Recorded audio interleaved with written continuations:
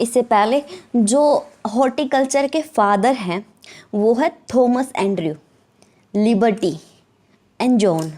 But अगर इनमें से भी किसी को इम्पोर्टेंस देनी है तो वो है लिबर्टी, ठीक है।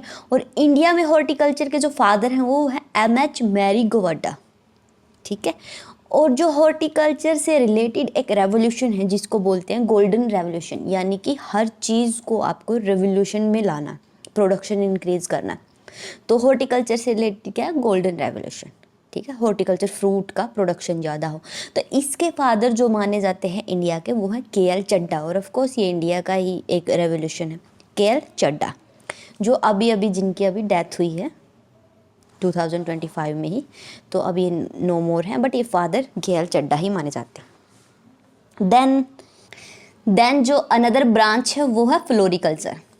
This deals with the production and maintenance of flowering and foliar plants for ornamental as well as domestic purpose, ठीक है। इसमें फ्लावर से रिलेटेड आ जाएगा। Then fruits and vegetable preserve करके रखना है, ठीक है। Then landscaping. लैंडस्केपिंग क्या होता है, एक मान लो एक बैरन लैंड है, सोच के देखो जिस पे कुछ नहीं है, और दूसरी ओर उसको इस वे से डिज़ाइन किया गया है कि उसमें अच्छे अच्छे ऐसे रास्ते बनाए गए हैं, चारों ओर जहाँ ग्रीनरी है, ऐसे फ्लावर्स लगाए गए हैं, ठीक है, जो डिफरेंट डिफरेंट कलर के हैं, ऐसे पेड़ लगाए गए हैं, तो वो क्या हो जाएगा, इन्हेंस किया ना आपने उसका व्यू, तो वो क्या है, landscaping. Landscape is any area, इधर बिग हो सकता है या स्मॉल हो सकता है, on which it is possible और डिज़ायरेबल टू मोल्ड करना, आपको चेंज कर देना एक व्यू या डिज़ाइन के अंदर, ठीक है। देन उसके बाद spices and plantation. Spices and plantation, science of production of spice and plantation. Plantation क्या होता है, स्पाइसेस मसाले, एंड प्लांटेशन क्या होता है, वो जैसे कॉफ़ी हो गया, टी हो गया, ठीक है। देन उसके बाद पोस्ट हार्वेस्ट टेक्नोलॉजी। अब फ्रूट, ठीक है, गार्डन में से हमने तोड़ लिए, उसके बाद जितना भी उनमें पोस्ट हार्वेस्ट टेक्नोलॉजी यूज़ होगी वो सब भी किस में आएगा, हॉर्टिकल्चर के अंदर ही आएगा। तो ये ब्रांचेज हैं हॉर्टिकल्चर की। Then daily requirement of fruit and vegetable क्या है, जैसे फ्रूट 85 से 90 ग्राम चाहिए, वेजिटेबल 300 ग्राम चाहिए, एंड ऑयल कम से कम 20 से 30 ग्राम पर डे की रिक्वायर्ड होती है। सीरियल्स देखो ½ kg, तो एक नॉर्मल पर्सन को रिक्वायर्ड ही है। तो ये क्या हो गए, requirement. Then classification of horticulture crop को किस बेस पे क्लासीफाई किया गया, इसके तो डिफरेंट बेस हो सकते हैं। देखो फर्स्ट होता है क्रॉप ड्यूरेशन, ठीक है, annual, such crop complete their life cycle with in 1 year, ठीक है। उनका जो हमने सीड सो कर दिया, उसके बाद हमने जो उनसे प्रोड्यूस लिया है, फ्रूट लिया है, वो विद इन 1 ईयर ही मिलेगा, या फिर बोल सकते हो विद इन 1 सीजन मिलेगा, ठीक है। जैसे टोमेटो है, भिंडी है, ठीक है, 1 सीजन में ये लग के चली भी जाती हैं, या फिर 1 ईयर बोल सकते हैं इसको। देन वाटरमेलन है, मस्क मेलन है, ये सभी एक सीज़न में लगेंगे और उसके बाद ख़त्म हो जाएंगे, फिर दोबारा से हमें लगाने पड़ेंगे। बट बाईएनियल क्या होता है, such crops normally require part of second year भी इनको चाहिए to complete their life period. Generally vegetative growth in the first year. Vegetative growth क्या होगी, फर्स्ट ईयर में। मान लो क्या है, ऑनियन है, स्टार्टिंग, देखो इसका एग्जाम्पल है ऑनियन, या फिर कैरेट ले लो। स्टार्टिंग में इन्होंने वेजिटेटिव ग्रोथ की है फर्स्ट ईयर, आपने जो प्रोड्यूस लेना था ले लिया, बट जो सेकंड ईयर है उसमें ये क्या करेंगे, रिप्रोडक्टिव, यानी कि सीड का जो प्रोडक्शन है वो सेकंड ईयर होगा। फर्स्ट ईयर हमने प्रोड्यूस ले लिया, लेकिन सेकंड ईयर क्या होगा, रिप्रोडक्टिव, यानी कि सीड सेकंड ईयर बनेंगे या फिर सेकंड सीजन में बनेंगे, ठीक है। तो अगर आपको सीड बनाना है तो सेकंड सीजन तक लेके रखो इसको, अगर आपने सिर्फ प्रोड्यूस लेना है तो वेजिटेटिव ग्रोथ जो चाहिए वो फर्स्ट ईयर में मिल जाएगी, ठीक है। कैरोट, बीटरूट, ऑनियन, कैबेज, ठीक है। देन पेरेनियल क्या होता है, such crops taken more than 2 year to complete their life cycle. More than 2 जो लेंगे अब उसको क्या बोलते हैं, perennial. Perennial are of 2 type होते हैं, हर्बेशियस एंड वुडी। देखो वुडी से पता चल रहा है इसका स्टेम ऐसा होगा जिसमें वुड बनेगी, लेकिन हर्बेशियस का ऐसा कोई स्टेम नहीं होगा, क्या होगा, सॉफ्ट होगा, सॉफ्ट एंड सक्युलेंट स्टेम, ठीक है। Top portion of crop perish but revive हो जाएगा वो again, top portion. Then further जो वुडी है, जिसकी क्या होती है, हार्ड वुडी स्टेम होती है, वो आगे 3 टाइप से डिवाइड किया है, tree, shrubs and creepers. Tree तो एज यू नो क्या होते हैं, जैसे मैंगो बेल, एंड श्रब्स क्या हो गए, do not have main stem and clear trunk, as in tree but have number of semi erect stem होती हैं, ठीक है। मेन जो ट्रंक होता है एक प्लांट में वो ट्री में होता है, हेड भी होता है। आगे पढ़ेंगे क्या क्या इसके पोर्शन होते हैं, उनके नाम क्या होते हैं, ठीक है। Then shrub, then creepers such have creeping habit, जैसे सांप नहीं चलता ऐसे, ऐसी वाली जिनकी हैबिट होती है वो भी क्या होते हैं, वुडी होते हैं, लाइक ग्रेप्स, ठीक है। Passion flower. देन उसके बाद है क्लाइमेट रिक्वायरमेंट के बेस पे। अब कुछ होते हैं टेम्परेट, सब ट्रॉपिकल एंड ट्रॉपिकल। इसको हम ट्रॉपिकल से पढ़ना स्टार्ट करेंगे। ट्रॉपिकल का मतलब होता है गर्म एरिया की क्रॉप, जैसे कि ये आपकी अर्थ है, ठीक है। ये ऊपर वाली लाइन है ट्रॉपिक ऑफ कैंसर, ये नीचे वाली कैप्रिकॉर्न, और ये बीच से जो लाइन जा रही है इमेजिनरी लाइन उसको बोलते हैं इक्वेटर, 0 डिग्री पे।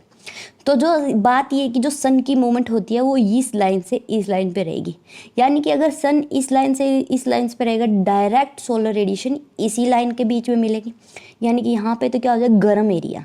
तो गर्म एरिया को क्या बोलते हैं, ट्रॉपिकल, ठीक है। अब इससे अगर मैं थोड़ा सा ऊपर जाऊँ यहाँ तक और ये नीचे यहाँ तक, तो इस एरिया को बोलते हैं सब ट्रॉपिकल, और इसके ऊपर जो आगे मैं जाऊँ उसको बोलते हैं टेम्परेट, ठीक है। तो अगर अर्थ पे आपको मैप क्लियर है तो आप इजीली बोल सकते हो कि ट्रॉपिकल, सब ट्रॉपिकल, टेम्परेट एरिया कौन सा है। अब ट्रॉपिकल क्या होता है, such crops require hot and humid climate. Hot तो एज यू नो कि सन राइट यहीं पे रहेगी, सन की मूवमेंट इसी एरिया पे रहेगी, तो ये हॉट भी होगा। एंड ह्यूमिड कैसे होगा, क्योंकि हॉट होने से वाटर इवेपोरेट ज़्यादा होगा, इवेपोरेशन ज़्यादा होगा वाटर में, फिर ऊपर जाके क्या बना लेंगे, वो क्लाउड बना लेगा, और जिससे बारिश भी यहीं होगी ज़्यादा इस एरिया में। तो हॉट भी है और ह्यूमिड भी है।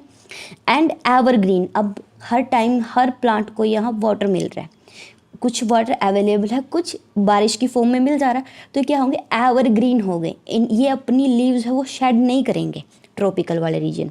इन nature can't withstand freezing temperature, but freezing temperature यहाँ पे नहीं होना चाहिए, ठीक है। ये सेंसिटिव हो जाएंगे इससे टेम्परेट एरिया से, ठीक है। ऑप्टिमम रेंज इज़ 18 से 24 डिग्री सेल्सियस होती है, ठीक है। ऑप्टिमम यही तक जाता है ठंड में। बनाना हो गया, टेम्परेट और ट्रॉपिकल है, इसको गर्म एरिया ही चाहिए। कोकोनट हो गया, कैश्यू नट, कॉफ़ी, पाइनएप्पल को भी ट्रॉपिकल एरिया चाहिए। मैंगो तो आता ही गर्मियों में है। जैक फ्रूट, ठीक है, papaya, guava, sapota, custard apple, ये सब क्या है, ट्रॉपिकल क्लाइमेट के फ्रूट हैं। Then subtropical, such crops are intermediate in character between temperate and tropical. देखो ये वाला एरिया था यहाँ से यहाँ, तो क्या है ये, और ऊपर क्या था, ये टेम्परेट था, ऊपर भी टेम्परेट था। तो ये वाला एरिया क्या इंटरमीडिएट नहीं है इन दोनों के बीच में, टेम्परेट और ट्रॉपिकल के बीच में, है ना, ठीक है। Such crops are usually evergreen but deciduous, ये यहाँ नीचे तक तो एवरग्रीन हो सकते हैं, ऊपर डेसिडियस भी मिल सकते हैं, तो दोनों के नेचर हो गए इसमें। Such crop tolerate mild winter up to frost stage, अब माइल्ड विंटर यहाँ और अप टू फ्रोस्ट स्टेज यहाँ सहन कर सकते हैं क्योंकि बीच में है। Optimum temperature range is 13 to -18 degree Celsius, ठीक है। जैसे हो गया सिट्रस, लीची, पोमीग्रेनेट, ग्रेप्स, जामुन, बेल, आंवला, एवोकाडो, लोकच, बेर, फालसा, डेट पाम, करोंदा, ये सब क्या है, सब ट्रॉपिकल के। Temperate plants which require less chilling are grown in subtropical area. अब ठीक है, जिसको टेम्परेट एरिया, जिसको लेस चिलिंग चाहिए तो वहाँ आके यहाँ आके वो ग्रो करवा सकते हैं। जैसे हो गया पीच, पाम, पियर, ये सब। These plants are deciduous in nature, ठीक है। जितना भी हम टेम्परेट की तरफ जाएंगे वो डेसिडियस इन नेचर ही मिलेंगे। देन उसके बाद है temperate, temperature falls below freezing point during winter, ठीक है, और भी कम चला जाता है विंटर में। Trees set there leaves during winter and enter into the rest period के अंदर चले जाते हैं। ऑप्टिमम टेम्परेचर रेंज क्या है, 7 to 13 degree Celsius. They required chilling, chilling चाहिए इनको, ठंड चाहिए अच्छी ज़्यादा। देन क्या होता है, एप्पल, पियर, पीच, पाम, देखो ये वाले जिनको थोड़ी सी कम ठंड चाहिए लेकिन ठंड चाहिए, उनको हम सब ट्रॉपिकल में भी ग्रो करवा सकते हैं, पीच, पाम, पियर, ठीक है। Walnut, cashew nut, almond, apricot, cherry, strawberry, okay. तो ये थी क्लाइमेट के बेस पे। देन अगर मैं देखूँ सीजन के बेस पे, सीजन तो 3 ही होते हैं, समर सीजन, रेनी सीजन और विंटर सीजन। समर सीजन क्या होता है, मार्च से मई तक का। ऑल क्यूकरबिटेसी फैम जो प्लांट्स है वो सब इसमें होते हैं। मस्क मिलन हो गया, वाटरमेलन हो गया। देन रेनी सीजन, तब स्टार्ट होती है बारिश होना जून जुलाई में, तो ये क्या है जून टू अक्टूबर, जैसे कि भिंडी हो गया इस मौसम में लगेगी। Then chillies, snake gourd, beans. उसके बाद विंटर सीजन जो सर्दियों में लगती है, नवंबर टू फरवरी तक लगेंगी, तो क्या है सारी कोल फैमिली, कैबेज वाली, ठीक है, कॉलीफ्लावर, नोल कोल, सल्विया, ये सब क्या है सीजनल। देन देखते हैं कि क्लासिफिकेशन ऑफ फ्रूट क्या होता है। इसके भी डिफरेंट बेसिस होते हैं, ठीक है। पहला क्या, on the basis of natural growth, कि कैसे वो फ्रूट कैसे ग्रो रहे हैं। देन फ्रूट ट्रीज जो ट्री पे हो रहे हैं, जैसे कि मैंगो, लीची, इनका एक ट्री होता है जिसपे ये लगते हैं। देन स्मॉल फ्रूट्स हो गए, जैसे कि ग्रेप हो गया, ब्लूबेरी हो गए, ये नॉर्मली वाइन और श्रब पे लगते हैं, प्रोड्यूस वाइन और श्रब, ठीक है। हर्बेशियस फ्रूट क्या हो गए, such fruits are develop on herbaceous, ठीक है। हर्बेशियस हमने पीछे ही पढ़ा था, जिसकी स्टेम काफ़ी सक्यूलेंट होती है, ठीक है। जैसे बनाना हो गया, स्ट्रॉबेरी हो गया, स्ट्रॉबेरी देखी हो तो कितनी पतली पतली सी उसकी स्टेम होती है। Then pineapple, on the basis of climate required, अब हमने पढ़ लिया टेम्परेट, सब ट्रॉपिकल और ट्रॉपिकल फ्रूट क्या होते हैं। Then on the basis of cotyledon, cotyledon के बेस पे मोनोकोटेलिडन फ्रूट्स और मोनोकोट, जिनमें एक ही कोटेलिडन होगा, ठीक है। देन डाइकोटेलिडन फ्रूट, जिनमें दो कोटेलिडन होगा। मान लो ये दो लीफ निकालें, अब जब ये जर्मिनेट होंगे तो इनमें दो लीफ दिखेंगे आपको, ठीक है। देन मोनोकोटेलिडन कौन कौन से हो गए, monocot like banana, pineapple, date palm, coconut, areca nut, oil palm. Then dicotyledon कौन से हो गए, डाइकोट, मैंगो, पपाया, गुआवा। आप इसको जो ये है मोनोकोट, इसको इस बेस पे याद रख सकते हो कि जो पाइनएप्पल है इसकी फैमिली है ब्रोमिलेसी, ब्रोमिलेसी। देन बनाना है, इसकी फैमिली है म्यूजेसी। और जो ये डेट पाम, कोकोनट, एरिका नट है, इनकी फैमिली है एरिकेसी। तो एरिकेसी, ब्रोमिलेसी एंड म्यूजेसी फैमिली जो है वो मोनोकोटिलिडन में आएगी। देन डाइकोटिलिडन में बाकी जो बच गई, जैसे मैंगो, पपाया, गुआवा माइटेसी फैमिली से, सिट्रस, कैश्यू, कस्टर्ड एप्पल, करोंदा, ये सारे किस में आ जाएंगे, डाइकोटिलिडन में, ठीक है। On the basis of ripening, ripening क्या होता है, ठीक है, तब वो मैच्योर होने के बाद जो फ्रूट क्या होता है पकता है, उसको बोलते हैं राइपनिंग। क्या होती है, उसकी जो सेल होती है वो लूज हो जाती हैं। क्लाइमेट्रिक फ्रूट, क्लाइमेट्रिक फ्रूट क्या होता है, in such fruit respiration rate abruptly increases at ripening which is known as climacteric peak or rise, ठीक है। क्योंकि क्या होता है इसके अंदर एथिलीन का प्रोडक्शन होता है राइपनिंग पे। Sudden upsurge in respiration is called climatic ripe. क्या होता है ये, आप अगर इनको तोड़ लाओगे ना प्लांट से, तो उसके बाद भी अगर ये कच्चे तोड़ लेके आए उसके बाद भी ये पक जाएंगे, क्योंकि इनमें इथाइलिन गैस का रिप्रोडक्शन होता है, ठीक है। तो तभी ये क्लाइमेट्रिक है कि क्लाइमेट में रख दो, प्लांट से तोड़ के क्लाइमेट में रख दो, क्लाइमेट भी इनको पका देगा, यानी कि राइपन कर देगा ग्रीन से, जो भी इनका कलर इनको अटेन करना है। मान लो आपने रो मैंगो तोड़ लिया, तो कुछ टाइम के बाद अगर आपने रखा है उसके अंदर राइपनिंग स्टार्ट हो जाएगी और वो ग्रीन से येलोइश कलर चेंज हो जाएगा। ड्यूरिंग रेस्पिरेशन, अब फोटोसिंथेसिस का उल्टा क्या होता है, रेस्पिरेशन, जिसमें O2 यूज़ होती है एंड प्रोडक्शन होता है CO2 और वाटर का। And energy as heat, after climacteric rise senescence and deterioration of fruit start. अब जितना ज़्यादा कोई भी फ्रूट राइपन होगा उसके अंदर सेनेसेंस यानी कि बुढ़ापा आएगा या फिर डेट्योरेट। अब वो कंटिन्यूसली राइपन हो रहा उसके बाद तो वो ख़राब ही हो जाएगा ना, ये चीज़ें स्टार्ट हो जाएंगी क्लाइमेटिक फ्रूट में। जैसे कि आप बनाना, पपाया, मैंगो, आप इनको कच्चा भी तोड़ लाओगे और नॉर्मल टेम्परेचर, रूम टेम्परेचर पे रख दोगे, उसके बाद भी राइपन हो जाएंगे। Then sapota, bael, passion fruit, guava are tropical fruit which belongs to climatic group. उसके बाद क्या, नॉन क्लाइमेट्रिक फ्रूट, यानी कि अगर इनको आप पेड़ से तोड़ लाए तो ये कच्चे तोड़ के लाए तो ये कच्चे ही रहेंगे, इनके अंदर कोई चेंज नहीं आएगा, ठीक है। तो जितना भी देर इसको प्लांट पे पकाओगे ये उतना ही पकेंगे, ठीक है। अगर कच्चे तोड़ लाए ये मत सोचना कि हाँ रूम टेम्परेचर पे रख दिए उसके बाद पकेंगे खा लेंगे, वैसा ही रहेगा इनमें। In such fruits rates of respiration doesn't increase, अब रेस्पिरेशन ही नहीं होगा at the time of ripening. Such fruits have low carbohydrate content and produce low level of ethylene during ripening, ठीक है।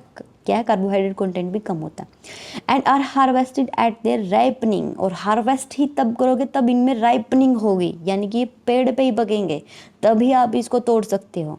जैसे क्या हो गया स्वीट ऑरेंज, कभी तोड़ना अगर हो किसी के पास ऑरेंज के कोई बाग वगैरह, एक कच्चे ऑरेंज को तोड़ना, उसको रखना अपने रूम टेम्परेचर पे, वो जैसा जहाँ जहाँ ग्रीनिश कलर होगा वो वैसा ही रहेगा लाइफ टाइम, जितनी भी उसकी क्या है स्टोरेज है, लाइफ है। अब जितने भी ये हैं ऑरेंज फैमिली, मैंडरीन हो गया, ग्रेप फ्रूट हो गया, लाइम हो गया, लेमन, ये सब क्या है नॉन क्लाइमेट्रिक ही है। देन पोमीग्रेनेट भी है, पाइनएप्पल, पाइनएप्पल कभी भी राइपनिंग शो नहीं करेगा तोड़ने के बाद, इसको राइपन स्टेज पे ही तोड़ना पड़ता है, क्योंकि इसमें रेस्पिरेशन नहीं होगी तोड़ने के बाद, ठीक है, प्लग करने के बाद। लीची ये भी नॉन क्लाइमेटिक है। बेर, कैश्यू, स्ट्रॉबेरी, ठीक है। ग्रेप, ग्रेप अगर आपने कच्चे तोड़ लिए तो बस ठीक है, आपको खट्टे ही खाने पड़ेंगे। पाइनएप्पल फिर से आ गया, चेरी, जामुन, ठीक है। On the basis of fruit की मॉर्फोलॉजी, ठीक है। सिंपल फ्रूट, सिंपल फ्रूट क्या होते हैं, इसके अंदर क्या होगा, प्लांट में एक सिंगल फ्लावर आएगा और उस सिंगल फ्लावर में एक ओवरी होगी, और उस ओवरी से क्या होगा, पोलिनेशन के बाद एक सिंपल फ्रूट डेवलप होगा, एक ही फ्लावर होगा, एक ही उस पर ऐसे ओवरी होगी, ठीक है, और इस पे पोलिनेशन होने के बाद एक ही यहाँ पे फ्रूट डेवलप होगा। तो कौन कौन से होते हैं, बेलुस्ता, पोमीग्रेनेट, ठीक है, ये सब इसके क्या है, ड्रूप, बेरी, ये सब किस क्या है इसके सिंपल फ्रूट के एग्जाम्पल। देन एग्रीगेट फ्रूट क्या होता है, एक ही फ्लावर में बहुत सारी ओवरीज डेवलप हो जाती हैं। ये देखो, ये एक ओवरी ये है, एक ओवरी ये है, एक ही ओवरी है, इंडिविजुअल, एक दूसरे से अटैच नहीं होते, ठीक है। तो ये जो इस टाइप की जो स्ट्रक्चर होती है इसको बोलते हैं एपोकार्पस। कार्पस क्या होता है, फीमेल ऑर्गन होता है, ठीक है। तो एपोकार्पस में क्या होगा, एग्रीगेट फ्रूट बनेगा, कि एक जगह पे ही बहुत सारे फ्रूट दिखेंगे आपको। कस्टर्ड एप्पल हो गया, स्ट्रॉबेरी हो गया, रसबेरी हो गया, एग्रीगेट फ्रूट के एग्जाम्पल। वहीं मल्टीपल फ्रूट में क्या होगा, इसके अंदर है जो सिनकार्पस नाम के एक स्ट्रक्चर मिलेगी, सिनकार्पस, ठीक है। तो इसमें ये देखो ओवरीज हैं बहुत सारी, बट ये ओवरीज मिलके दूर से ऐसा देखने पे लगेगा इन ओवरीज ने मिलके खुद की एक नई ओवरीज बना ली, इनकी अरेंजमेंट ऐसे हो जाएगी, ठीक है, ऐसे ऐसे एक अरेंजमेंट हो गई चारों ओर से, ऐसा लगेगा दूर से एक ओवरी है, लेकिन बहुत सारी ओवरी ने मिलके बना दी, तो इसको बोलते हैं सिनकार्पस, ठीक है। तो यहाँ एक ही फ्रूट डेवलप होगा बहुत सारी ओवरीज से। और एपोकार्पस जो कि एग्रीगेट फ्रूट था, इसके अंदर एक ही फ्लावर में बहुत सारी एवरी ओवरीज होंगी जो कि इंडिविजुअल होंगी, और यहीं पे फ्रूट लगेंगे बहुत सारे, ठीक है। तो इसमें क्या होता है, साइकोनस जिसमें फिग आ गया, sorosis, jackfruit, pineapple, mulberry, and then breadfruit, ये क्या है, इसके इन्फ्लोरेसेंस होती है, यही ना फ्लावर की अरेंजमेंट ही है ये, ठीक है। On the basis of part consume, अब जो पार्ट कंज्यूम हम खाते हैं उसके बेस पे, फ्लैसी, पेरिकार्प और पेडिसल जिसमें कहा जाता है कस्टर्ड एप्पल। थैलेमस, थैलेमस जो होता है वो रियल फ्रूट नहीं बोलते हैं, जो रियल फ्रूट होता है वो हमेशा ओवरी से बनता है, और ओव्यूल से क्या होता है, ओव्यूल होता है अंदर और बाहर ओवरी, ओवरी से फ्रूट बनेगा, ओव्यूल से सीड बनेगा। अब यहाँ थैलेमस से बन रहा है फ्रूट, तो ये तो ट्रू फ्रूट की कैटेगरी में नहीं आएगा, तो थैलेमस में जितने आते हैं वो फॉल्स फ्रूट होते हैं, एप्पल, पियर, स्ट्रॉबेरी, ठीक है, लोक्वाट। देन थैलेमस और पेरिकार्प आप खा रहे हो, थैलेमस भी है लेकिन पेरिकार्प भी है, कुआवा हो जाएगा। पेरिकार्प और प्लेसेंटा ग्रेप में खाते हैं, पेरिकार्प, बेर, एवोकाडो, डेट पाम, ठीक है, ये इसके एग्जाम्पल हो गए on the basis of parts consume, क्योंकि एडिएबल पार्ट यही होता है। देन उसके बाद on the basis of family, ठीक है, ये बहुत बड़ा है, ये बड़ा, ओके, ये देखो दिखा दिया। ये जो नेम ऑफ बोटेनिकल नेम क्या होते हैं, इनकी फैमिली क्या होती है, इनके अलग से एक लेक्चर ले आएंगे। सो ये थी इसकी क्लासिफिकेशन जो हॉर्टिकल्चर के अंदर आती है, और हॉर्टिकल्चर की ब्रांचेज जो आज हमने पढ़ी, एक इंट्रोडक्शन हमने पढ़ लिया है, और आगे जितने भी टॉपिक आते रहेंगे, पर्टिकुलर एक फ्रूट के बारे में पढ़ना है, बहुत सारी चीज़, उसकी वैरायटी, सोयल, पीएच क्या होता है, ठीक है। तो आगे हम 1 by 1 वो पढ़ते रहेंगे। थैंक यू सो मच, पढ़ते रहिए।